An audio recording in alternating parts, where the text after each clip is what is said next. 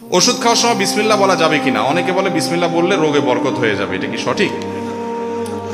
ভাই, ওষুধ খাওয়ার সময় বিসমিল্লাহ বলবেন কিনা, প্রত্যেকটা গুরুত্বপূর্ণ কাজে শুরুতে বিসমিল্লাহ বলবেন। কুল্লু আমরিন যিবালিন লাম ইউবদা বিবিসমিল্লাহি ফাহুয়া আবতার আও আখতা।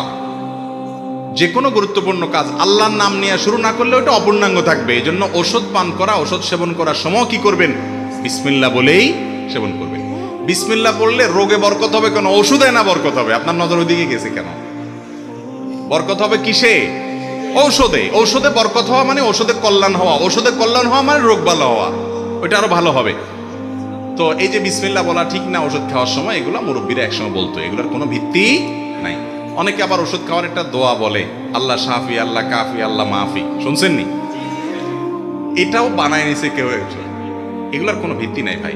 আল্লাহ শাফি, আল্লাহ শেফা, শেফা দানকারী, আল্লাহ কাফি, আল্লাহ যথেষ্ট, আল্লাহ মাফি। মাফি মানে বাংলা মাফি আল্লাহ নাই, নাউজুবিল্লাহ, ওই অর্থ না।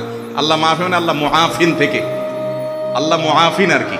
তো এই যে কথাগুলো বলা হয়, এই কথাগুলো আপনার বিশেষ করে এই দোয়াটা, এটা কোরআন হাদিসে আসে নাই। আপনি আল্লাহর নাম নিয়ে বিসমিল্লাহ বলে ওষুধ সেবন করে ফেলবেন, ইনশাআল্লাহ আল্লাহ তাআলা কি দিবেন? শেফা দান করবেন।